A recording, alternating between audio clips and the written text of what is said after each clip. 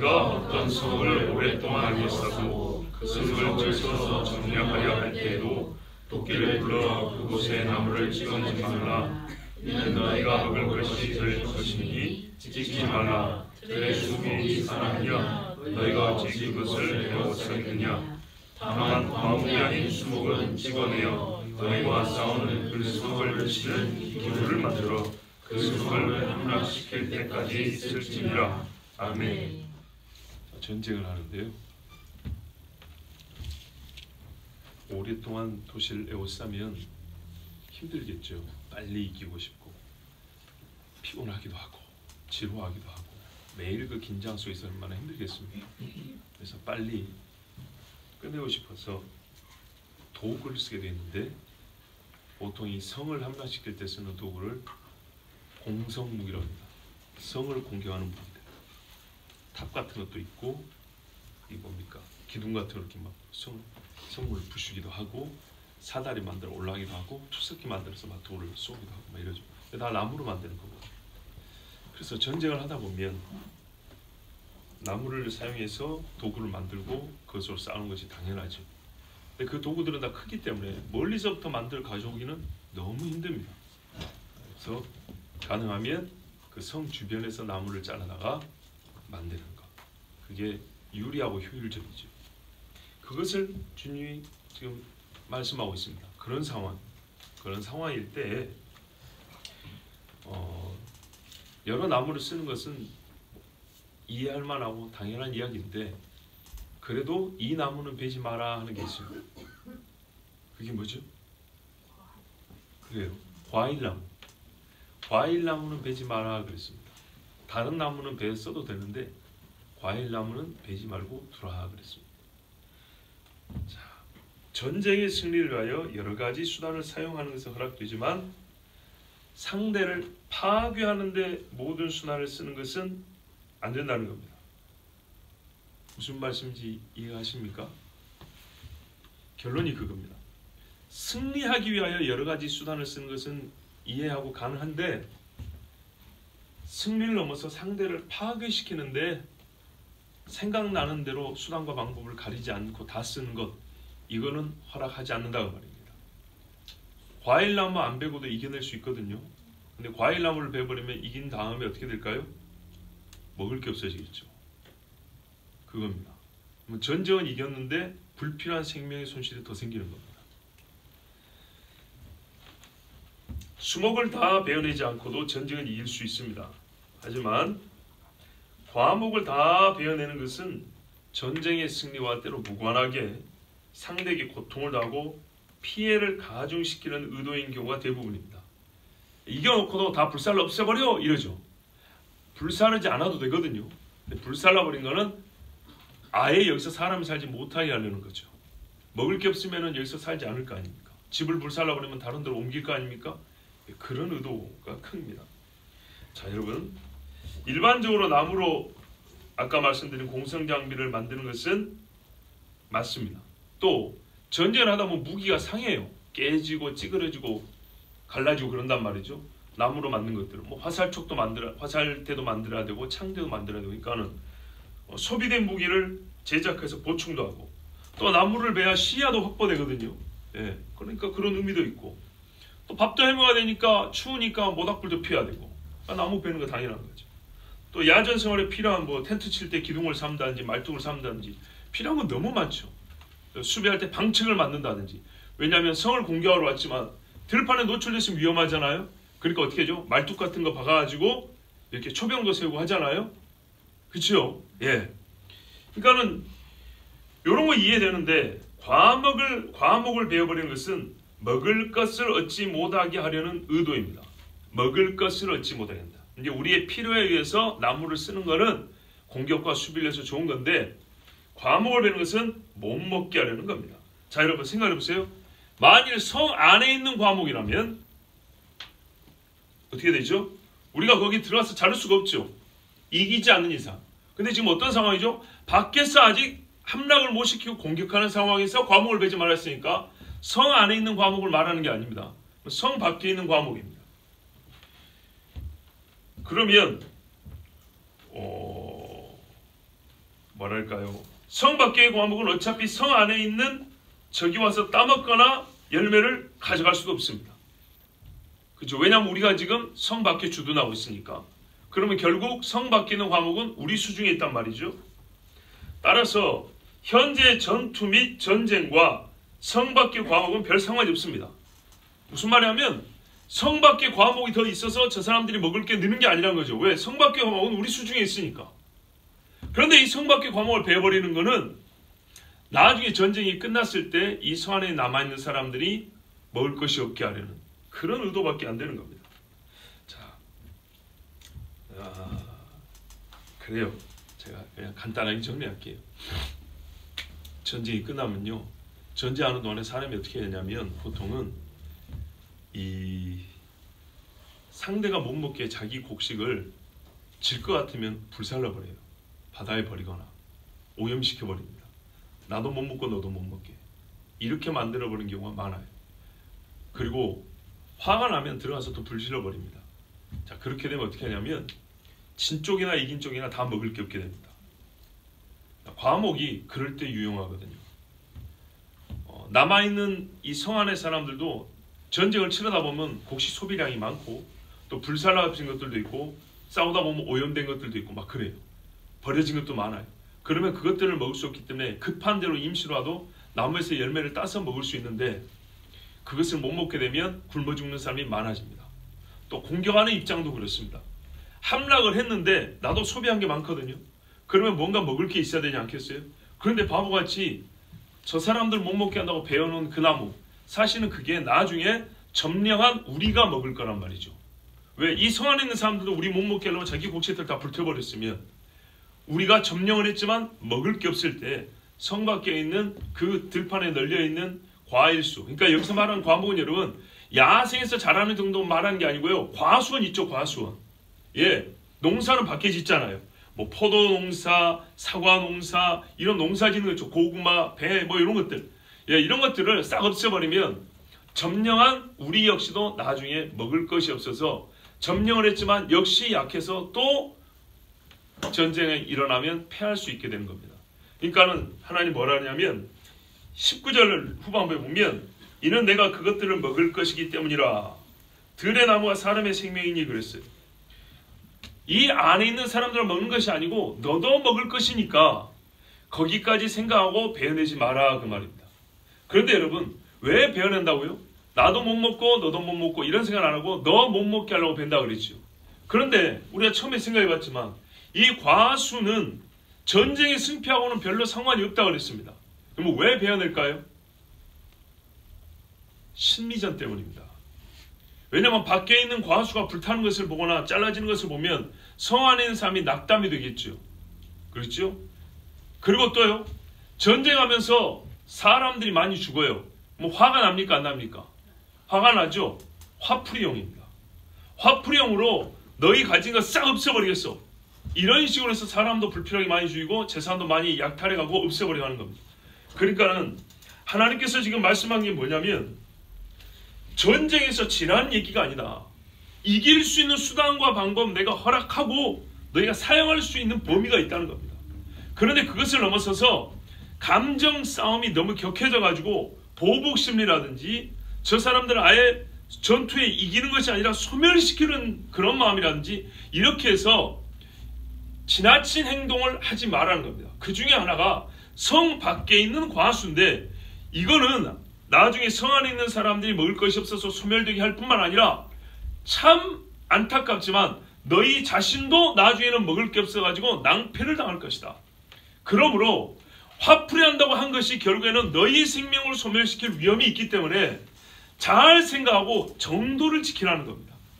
하나님이 허락한 것과 허락하지 않는 걸 지키라는 겁니다. 어느 때도 전쟁 시라도 지키라고 말입니다. 우리가 일반적으로 전쟁할 때는요, 이성이 작동을 잘 안 할 때가 있습니다. 그리고 이성적으로 판단하지 않고 감정적으로 행해도 이런 수긍을 하고 이해가 됩니다. 왜? 전쟁이니까요. 내가 죽냐 네가 죽냐 이런 상황인데 뭘 이것저것 따지겠습니까? 그래서 사람이 앞뒤 재지 않고 일을 하는 수가 있어요. 지나치게 가는 수가 있어요. 그때 하나님께서 우리에게 생각하게 해주시는 겁니다. 절제하게 하는 겁니다. 무엇을 위하여? 생명을 위하여. 생명. 다른 게 아닙니다. 전쟁이 지난 얘기 아니고 이기는데 이긴 후에도 생명을 유지하기 위하여서 너희가 전투 시에 여기까지 가면 안 된다고 하나님이 선을 정해주는 게 있습니다. 그런 말씀입니다. 그러니까 얼마나 감사한지 몰라요. 그렇죠? 하나님이 참 인자와 긍휼이 많으신 분이에요. 보통 전쟁할 때 어느 나라도 과수 이런 거 안 내줍니다. 왜 6.25 전쟁 끝난 다음에 이 땅이 황폐화돼서 보릿고개를 넘겼다 했습니까? 보릿고개란 말을 제 기억으로는요, 저도 어릴 때 초등학교 때 배웠는데 일제시대 때 보릿고개란 말 쓰지 않고 6.25 후에 보릿고개란 말 쓰더라고요. 그렇죠? 전쟁으로 황폐됐기 때문입니다. 본래 그런 거예요. 아니 포를 쏘니까 화약으로 터지니까 땅이 황폐 아니요. 말이 짓밟고 하고요. 몇 년 동안 사람이 곡괭이질 않으면 땅 황폐돼 버립니다. 예, 과수원 돌보지 않으면 잡쳐놔서 그 과목들 다 상해버립니다. 이래서 사람이 없어서가 아니라 사람이 있음에도 불구하고 농사 지을 사람이 부족하고 땅을 몇 년 내버려 뒀더니 그 후에 몇 년을 고생해야 겨우 과일 하나 따먹게 되는 거예요. 그러니까 지금 이 과수를 없애버리면 향후 이 나무가 자라서 열매를 맺힐 때까지는 5년, 10년이 걸리는 거예요. 그동안에는 과일 맛도 못 보는 겁니다. 그러면 여러분 농지는 어떻게 됐겠어요? 과수를 보세요. 이거는 전제된 사실이에요. 과수를 이렇게 베어내버리고 불살라버릴 정도면 농지는 이미 다 밟아버렸다는 얘기죠. 그러니까 하나님 하신 말씀이에요. 전쟁에 승리하고 죽을래? 아니면 네가 감정을 절제하고 방법을 내가 준 방법 허용된 범위 안에서만 하고 승리하고 이후에 계속하여 살래? 하나님이 이렇게 물어보신 겁니다. 이거는 세상과는 많이 다른 전쟁법입니다. 예. 여러분 지금도 전쟁이 있지 않습니까? 이 전쟁은 정말 의미하는 바가 큰 전쟁입니다. 기회가 되면 잠깐 다음에 설교하기로 하고요. 근데 이 큰 나라 러시아가 쓰는 무기 중에 어떤 무기가 있냐면, 여러분 군대가 시내에 들어오면 민간인들이 많잖아요. 원래 전쟁법, 세계 전쟁법 규약상 제네바 협약이니 뭐 이런 거 규약상 어떻게 하면요, 무기를 들지 않은 민간인은 공격하지 않고 살상하지 않는 게 어느 나라나 지금 서로 지키는 전쟁법입니다. 그래서 군인끼리 싸우고 군인끼리 승패를 내자는 겁니다. 그런데 말이죠, 민간인이 총을 들면 어떻게 되냐? 그때부터는 전투원이 돼서 죽여도 됩니다. 민간인이 총을 안 들었는데 함부로 죽여버리잖아요. 그러면 어떻게 되냐? 여러분 똑같이 전쟁인데도 어느 쪽은 전범이라고 재판을 받죠. 그게 뭐냐면요, 지나친 전쟁 행위는 범죄행위로 규정하는 거예요. 그 중에 하나가 뭐냐면 총을 들지 않은 민간인을 학살하면 전쟁 범죄자가 되는 거예요. 총등끼리 사람들이 싸우는 것은 전쟁 범죄가 되고 서로 정당하다 하는데, 총을 안 든 사람을 쏴주면 전쟁 범죄자가 돼서 전쟁 끝나면 승리해도 이 사람은 어떻게 해요? 보통 패전국가이긴 하지만 재판을 받고 사형을 당하거나 감옥살이를 해야 되는 거예요. 자, 그런데 지금 약한 나라 있지요. 큰 나라 말고 약한 나라. 국민들에게 총을 나눠줬어요. 뭐 어떻게 되죠? 결사항전의 의미가 있어서 이기면 좋은데요, 잘못하면 어떻게 되냐? 큰 나라가 이 민간인들 학살하는데 명분을 주는 것밖에 안 돼요. 총 들었잖아. 이게 옛날에 그 전에 이 큰 나라가 뭐 체첸, 뭐 조지아, 아프가니스탄 이런 전쟁을 했지 않습니까? 그런데 말이죠, 그때 민간인들이 건물, 시내 건물 사이에 숨어가지고 벽, 콘크리트 벽 웬만한 포탄 막습니다. 웬만한 총을 막을 수 있어요, 콘크리트 벽은. 그러니까 여기 숨어가지고 총을 쏘니까 군인들이 너무 많이 죽은 거예요. 그래서 어떻게 됐냐? 이 대국이 어떤 무기를 만들었냐? 얼마나 무서운가 봐보세요. 차라리 손들어 놨고 민간인들이 민간인답게 지나가면 좋은데 민간인이 총을 들으니까는 소위 게릴라전을 계속하니까 이걸 박살내려고 무기를 만들었는데, 이게요, 예를 들어서 미사일이나 대포를 빵 쏘잖아요. 그러면은 앞이 튼튼해가지고 건물을 콘크리트 벽을 딱 뚫고 들어가요. 그 다음에 빵 터지는데 텔레비에서 많이 보셨을 거예요. 근데 그거 좀 다른 거예요. 이건 어떻게 되냐? 순간적으로 확 퍼지면서 산소를 싹 빨아들면서 안에 있는 숨쉬는 것들 다 불태워 죽여버리는 거예요. 뭐 어떻게 되냐? 하나가 들어오면 한 층이나 웬만한 빌딩은요, 그 전체에 숨쉬는 것을 다 불로 소멸시킬 수 있는 그런 무기를 만들었어요. 무섭죠? 이런 무기를 웬만하면 쓰지 말아야 합니다. 월남전 때 백린탄이라고 있었어요. 사람 몸에 붙어가지고 불이 붙어버리는데 얼마나 무작스럽냐. 물속에 들어가도 계속 불이 붙어요. 살이 계속 타고 들어가니까 타고 뼛속까지 타고 계속 들어가는 거예요. 사람 몸을 막 불타게 하고 죽는 그런 무기들도 있었어요. 자, 여러분, 하나님의 말씀을 들으니까 요즘 나온 이 전쟁 무기들은 완전히 하나님 말씀에 어긋난 거 아시겠죠? 지나쳐도 너무 지나치는 거예요.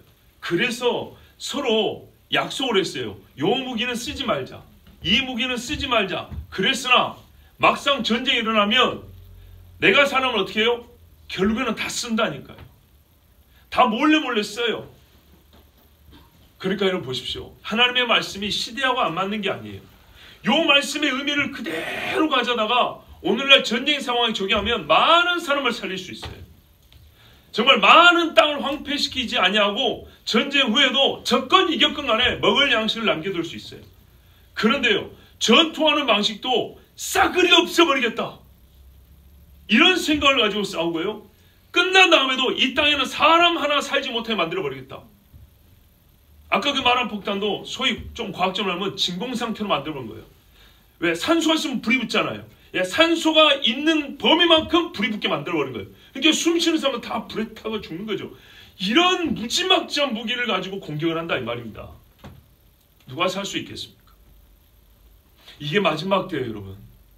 요한계시록에 기록된 전쟁은 이런 무기들로 사람이 어떻게 해요? 한 번 전쟁에 인류의 3분의 1이 죽는다 그랬어요. 넉넉히 죽일 수 있어요. 그런데 지금 우리는 그런 전조를 보고 있는 것입니다. 이때 얼마나 이 하나님의 전쟁법의 말씀이 시기적절하고 우리에게 가르쳐주는 바가 큰지 모릅니다. 즉, 전쟁이 아무리 이성을 무시하고 감정적이고 또는 뭔가 분노에 겨워서 싸운다 할지라도 사람으로서 하나님이 정해놓은 법이 있는데 우리는 지금 보세요. 여러 가지 분야에서 하나님의 말씀을 떠나왔고 너무 멀리 떨어졌는데 전쟁법에 있어서도 심히 멀리 하나님의 말씀을 떠나왔다는 걸 알아요. 모든 면에 있어서 우리는 하나님의 말씀에서 지나치게 너무 멀리 왔어요. 탕자가 아버지를 떠난 것보다 더 멀리 와서 돌아갈 수가 없어요. 돌아갈 수 없는 지경이 됐어요. 자, 여러분, 전쟁과 같은 끔찍하고 이성을 상실해도 책임을 묻지 않을 정도의 극한 상황에 몰리더라도 할 수 있는 일이 있고 하지 말아야 할 일이 있습니다. 이걸 구분하는 것은 너무너무 중요합니다. 하나님 그거 가르쳐 줍니다. 또 할 수 있는 일은 승리를 위하여 하는 것이고 하지 말아야 할 일은요, 생명을 위하여 하지 말아야 한다, 또 말씀해 줍니다. 보세요. 목적이 두 가지 항상 상존하는 거예요. 승리와 생명이에요. 승리하더라도 생명을 잃으면 승리한 것이 아닙니다. 승리를 위하여 할 수 있는 게 있어요. 그런데 이거를 하다 보니까 결국에는 생명을 잃는, 이기지 못하는 경우가 있어요. 그래서 하나님 뭐래요? 승리하되 생명을 얻는 승리. 이게 하나님이 주신 지혜란 말입니다. 우리의 믿음의 싸움도 마찬가지예요. 빌라델피아 교회, 에베소 교회, 너희가 진리에 힘써 싸웠는데 생명은 다 잃어버렸다. 첫사랑을 잃어버렸다 하잖아요. 자, 우리도 말이죠. 그래요. 옳고 그름을 따질 때는 굉장히 열심이고 탁월한 능력을 가진 분들이 있어요. 그런 일에는 앞서 나가요. 그런데 그런 일이 없을 때 평시에 하나님 앞에 어떻게 예배하고 어떻게 하나님 앞에 사랑을 표현하는가 보면 약해요. 봉사하는 일에는요, 남보다 열심히 나서있어요. 근데 봉사가 없는 평시에, 특별한 봉사 없는 평시에 얼마나 하나님 앞에 주님 하고 기도하느냐. 여러분, 정말 예수 믿는 게 뭐라고 생각하세요?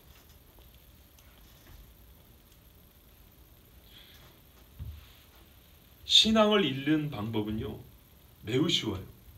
예배 안 드리면 돼요. 예배 안 드리면 어떻게 되냐면 반드시 기도가 떨어집니다. 기도가 떨어질 뿐만 아니라요, 묘하게도요, 성격이 이전보다 안 좋아집니다.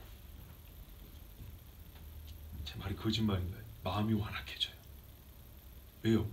예배를 안 드리면 기도 시간이 줄거든요. 나는 집에서 가족을 위하여, 우리 식구를 위하여, 자녀를 위하여 기도한다. 미안합니다. 저는 웃음이 나옵니다. 웃음이 나요. 하거든요. 아니, 안 한다는 얘기가 아니에요. 본인의 양심에 해야 할 분량이 있어요. 자기가 알아요. 자기가 안다고요. 예전에 저를 가르친 목사님이 그랬다잖아요. 너는 설교를 세게 하려면 그 설교 센 만큼 기도해야 된다고 나한테 그랬다 했잖아요. 할 말이 없어서 고개를 숙였다고요. 맞아요, 여러분. 우리가 자기가 아는 게 있어요. 내가 자녀를 위하여 기도한다면 어느 정도 해야 되는지, 이게 뭐 100mm, 1000mm는 아니더라도 마음에 적어도 자기가 감을 잡는 분량이 있어요. 교회 나와서 예배하지 않고 이게 되던가요? 집에서 얼마나 해요? 그러면 어떻게 되냐? 자녀를 위한 기도 제목만 주는 게 아니라요, 매사의 기도가 줄어요. 매사의 기도가 줄면 어떻게 되는지 아십니까? 하나님 사랑하는 마음이 줄어요. 사랑하는 마음이 주니까 사람이 딱딱해져요. 완악해져요. 그제는 예해야 되는 것이 어떻게 되냐면요, 예? 이렇게 나옵니다. 정말입니다. 그런데요, 하나님 앞에 예배하고 기도하는 사람은 어떻게 했냐면, 예전에는 이랬던 사람이요, 정말 기도하고 예배하다 보면 이렇게 달라집니다. 확실히 달라집니다. 우리가 지금 여기에 우리의 신앙이 크고 신앙이 성숙했다면 무엇 때문이라고 생각하세요? 예배. 자, 봐보세요. 우리가 이 말씀에서 깨닫는 바가 뭐가 있냐면, 적을 위해서도 남겨놓을 게 있고 우리를 위해서도 남겨놓을 게 있다고 했어요. 근데 이걸 어디까지 하냐? 여러분, 나무는 지금 심다고 해서 지금 당장 먹을 수 있는 게 아니잖아요. 보통은 한 세대가 지나야 됩니다. 10년, 20년 지나야 됩니다. 그래요. 다음 세대까지 생각하는 겁니다. 이 성에 살 다음 세대까지 생각해서 하나님이 수목 중에 과목은 베지 말라 그랬어요. 잘 생각해보면 별거 아니잖아요.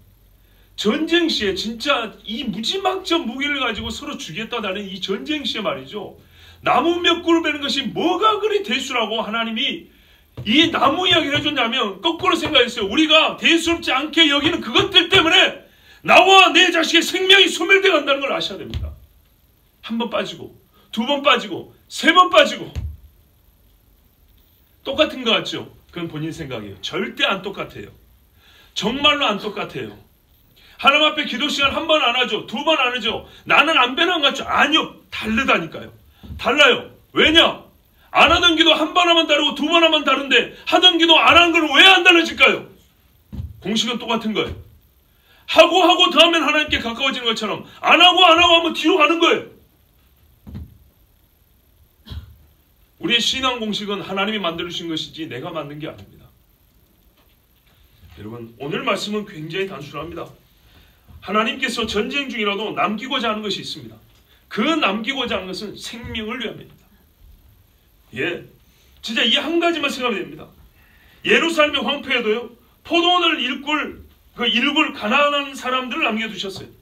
약속의 땅에 약속의 사람들 씨가 마르지 않게 하셨어요. 그래서 이사야를 통해 뭐라 하십니까? 상수리 나무, 밤나무 잘려도 그루터기를 남겨둔다 했어요.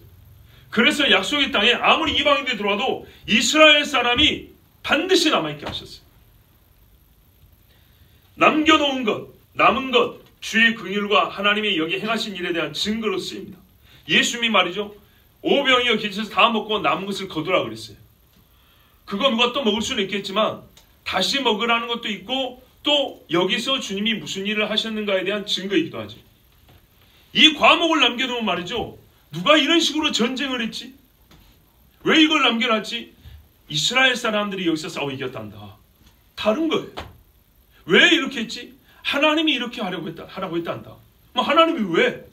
전쟁에 이긴다는 것이 생명을 다 죽인다는 뜻이 아니라, 전쟁에 이긴 것은 정복을 의미하지만 정복 후에 생명을 이어가기 위해서 하라고 하신 전쟁이기 때문에, 하나님은 이 과목을 남기라는 것을 통하여서 우리가 생명을 얻고자 하는 전쟁을 한다는 것, 그리고 이 전쟁을 통해서 생명을 다 소멸시키는 것이 아니라 계속 이어가기 위한 어떤 방법을 구상하고 그 일에 힘써야 된다는 것을 가르쳐주기 위해서 이 과목을 남기려고 했단다.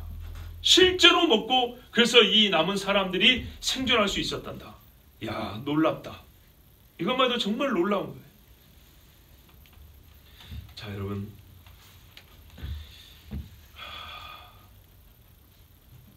참새 한 마리도 주의 허락 없이 떨어지는 법이 없듯이 나무 한 그루도 하나님의 명령 없이 베어져서는 안 됩니다. 어느 때라도요.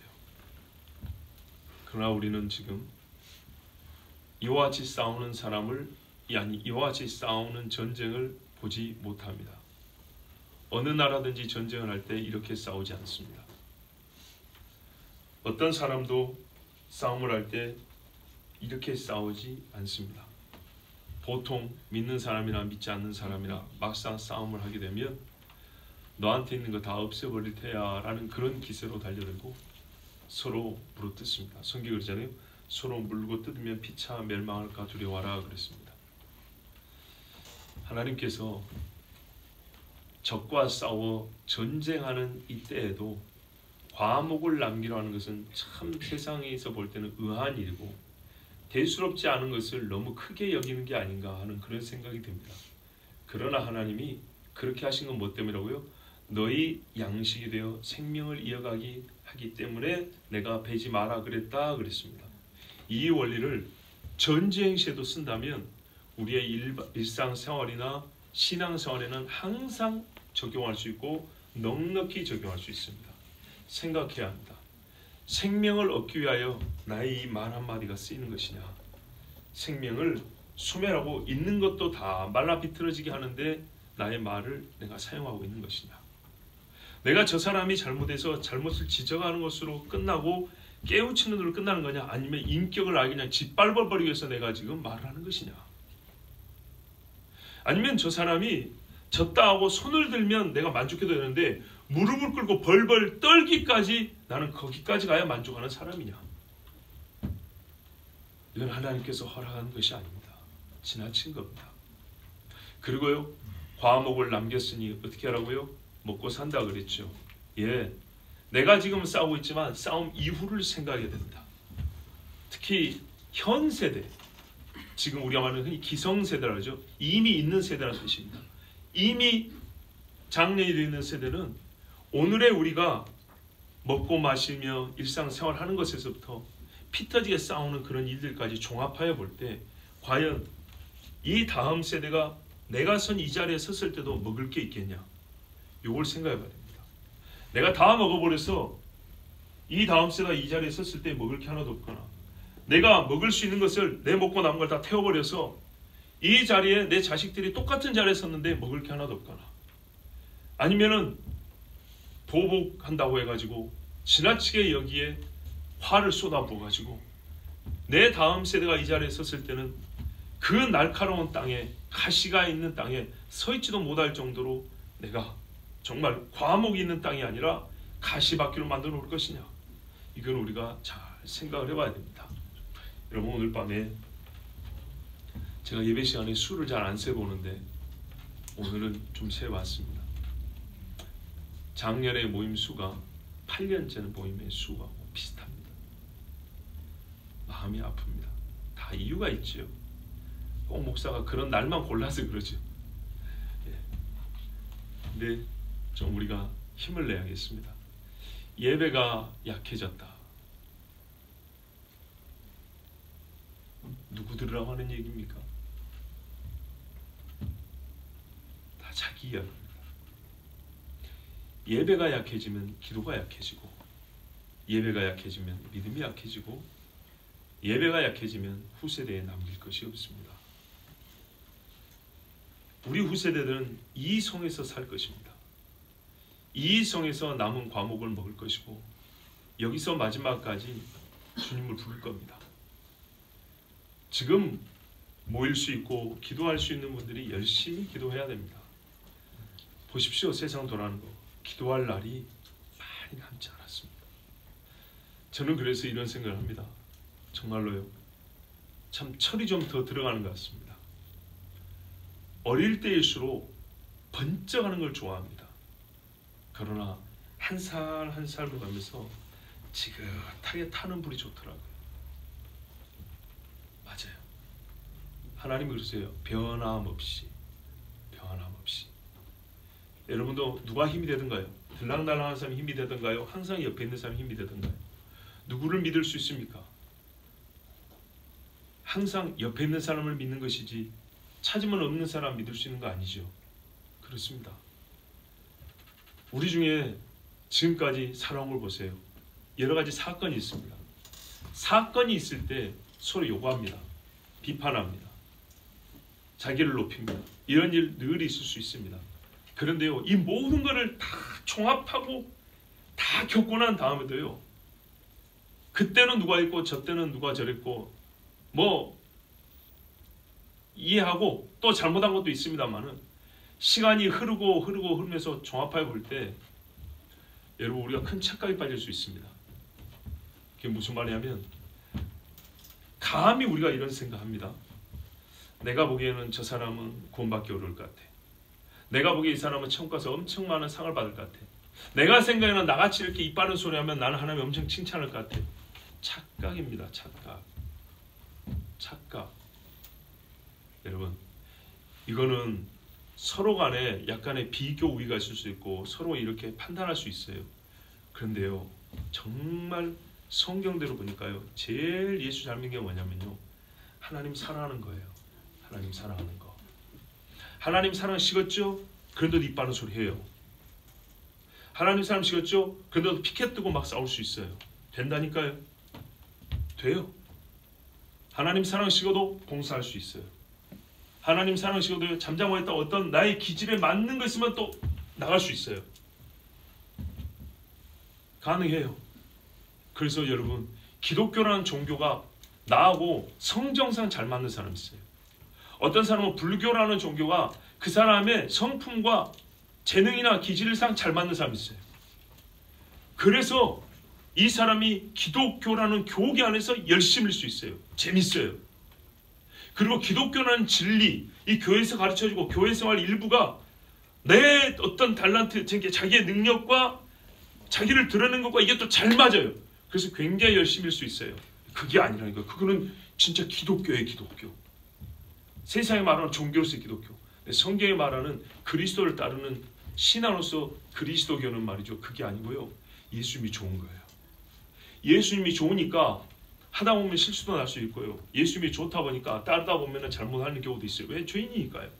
그런데 그걸 하나하나 따지면서 기독교가 좋은 사람이 그리스도가 좋은 사람을 실수할 때 판단할 수 있다니까요. 잘 보세요.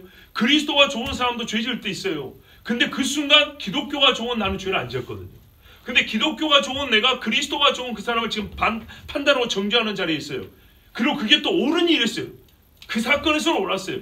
그래서 그것만 기억하고 기독교가 좋았던 그 사람이 천국 갈 거야. 그리스도가 좋지만은 한 번 죄 지은 사람 저 사람은 실망이야.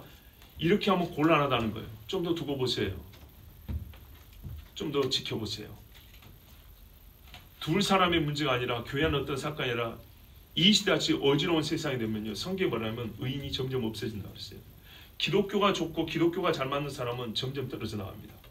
그리스도 이야기를 싫어합니다. 그리스도와 관하여 자기의 마음을 붙이는 일에 열심을 안 냅니다.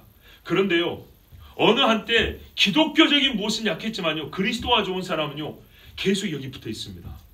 계속 예배자리에 붙어 있다고요. 나는 이것이 여러분 꼭 있어야 한다고 생각해요. 정말 저는요, 이 막 불을 뿜을 수 있는 어떤 짐승은 아니지만 짐승이 불을 뿜잖아요. 내가 불을 뿜을 수 있으면 이것을 꼭 불을 뿜고 싶어요. 그리스도를 좋아해야 된다고요. 그리스도가 좋은 사람이에요. 그리스도가 뭘 하든지 간에 이 사람 앞에서 뭐가 나왔냐면, 야, 예수가 이 사람 마음에는 뜨겁구나. 온도가 100도구나. 체온은 36도라도 예수가 그 속에 들어있는데 그 자리는 100도구나. 이게 느껴져야 돼요. 매사가 잘하는 거 아니에요. 찬송 부르면 음정박자도 안 맞아요.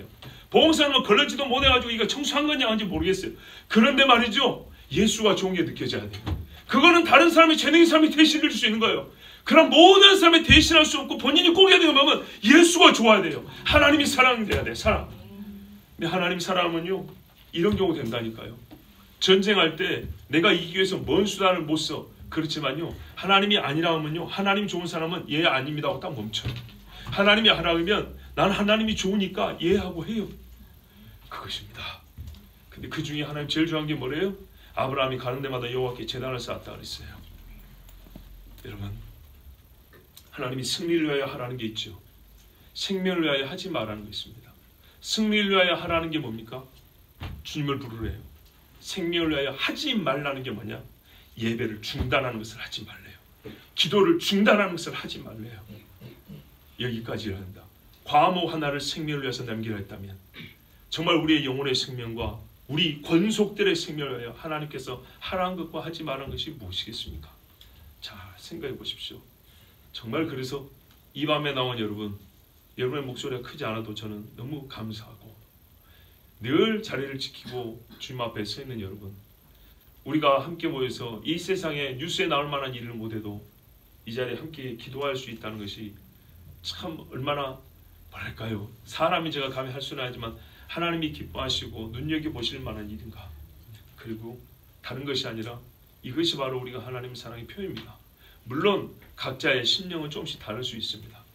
그러나 기본적으로 무엇으로 하나님 사랑을 증명할 것입니까 할 때 최소치는 바로 예배요, 기도입니다. 이 시간에 하나님 과목 하나 남기라고 했으면 내가 남길 것이 무엇입니까? 가르쳐 주시옵소서. 우리 함께 기도하는 시간 갖도록 하겠습니다.